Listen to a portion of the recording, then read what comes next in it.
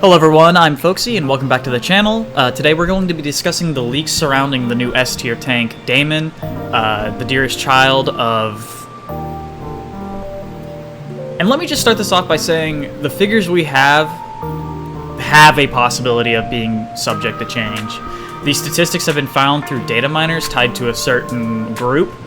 I will provide the link to the figures in the description of the video, but let's start off with just reading out the values of the skills and then figuring out where each skill shines, and then we will discuss Daimon as a whole to figure out if he will be something worth spending your diamonds on, but I think you'll be pretty interested.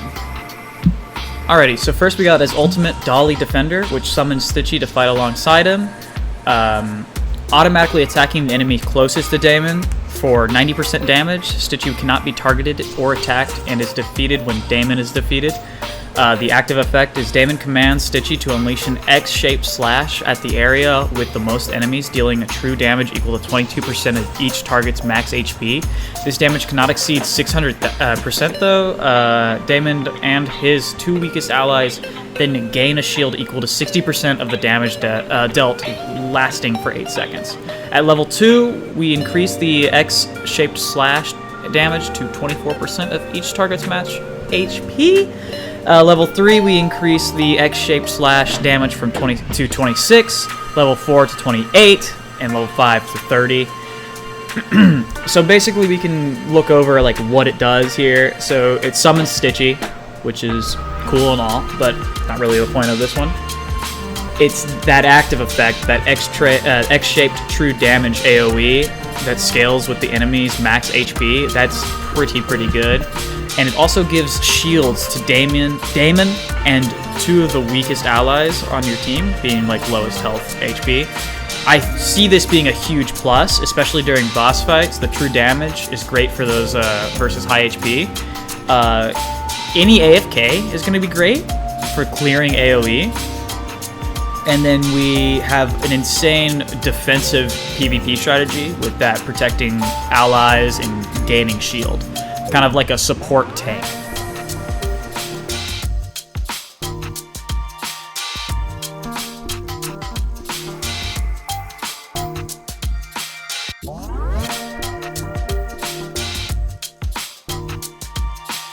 Next we have that first skill, Playtime Plunder. Its passive is every 8 seconds, Stitchy unleashes a powered attack that deals true damage to the target's adjacent enemies, equal to 25% of the target's max HP. The true damage cannot exceed 500%. 100% of the damage dealt to the is then converted into shield for Daimon that lasts 8 seconds.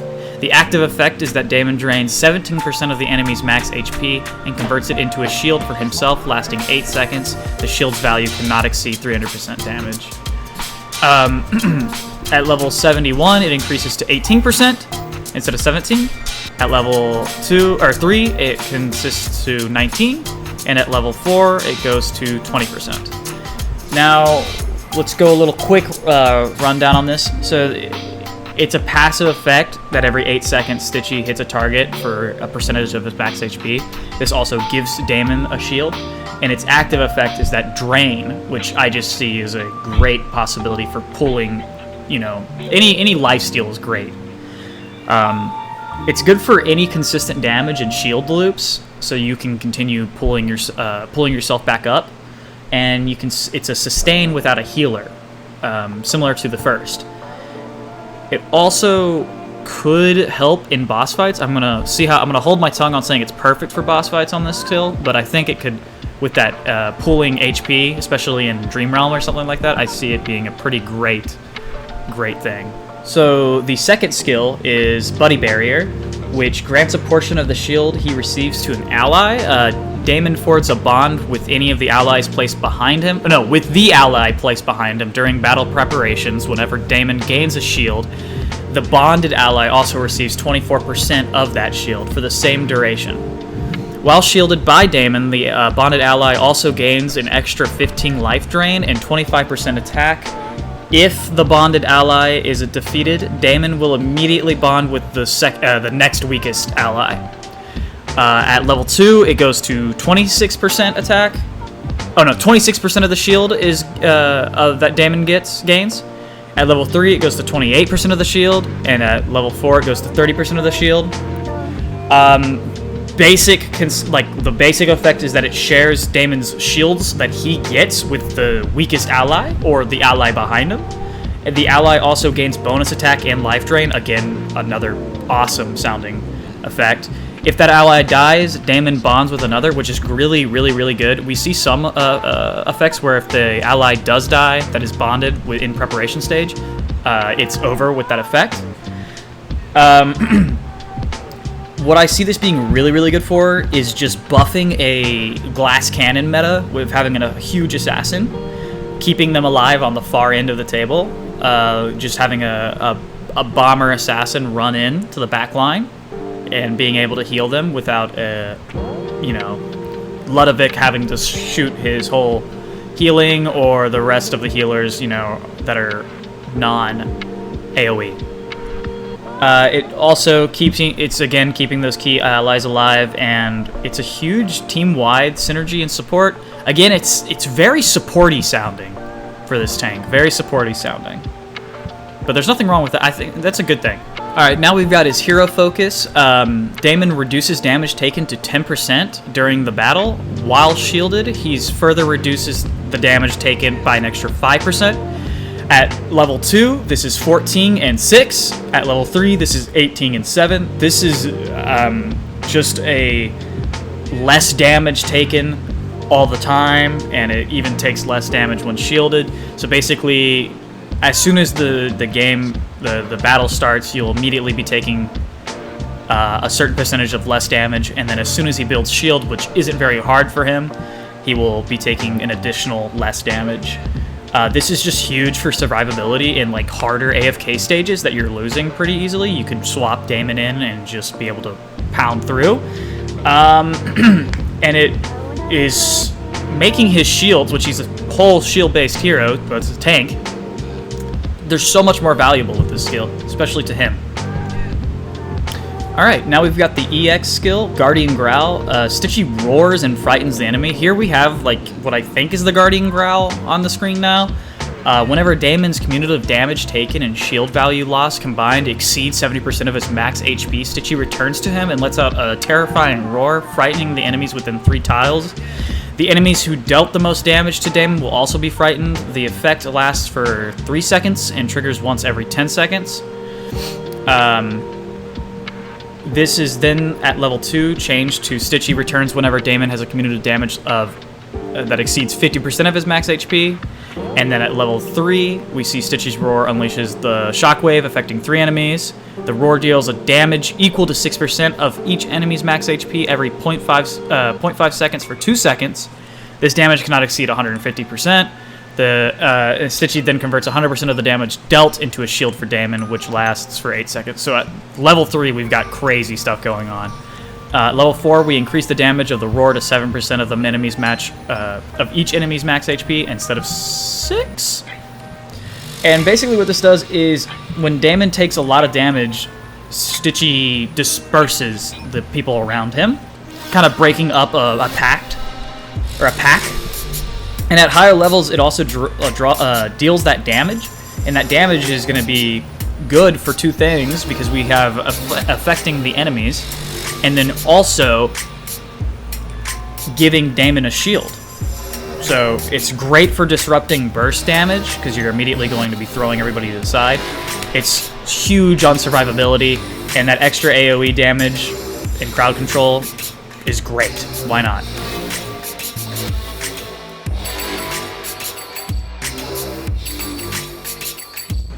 Lastly, we've got his Enhanced Force, which converts leftover shield value into HP. When the ally hero's shield expires, converts 50% of the remaining shield value into healing for that hero. Basically, it does what it sounds like. It turns in after, like, if you had 100 shield, that 100 shield would be 50 health for the hero after the end of said time. This basically makes shields even more valuable in this stance. You're just healing, extra healing. You have even more survivability. It's just making all of his shields, which he's fully based off of, he's a tank, just so much more powerful and much more strong. So now we'll move on to what I believe his strength and weaknesses will be. This is going to be completely opinion-based, so if you don't agree with me, he's not even out yet, and he won't be out for a while. But he's a massive percent HP true damage dealer. One of the best tanks, I think. He'll be great for melting bosses.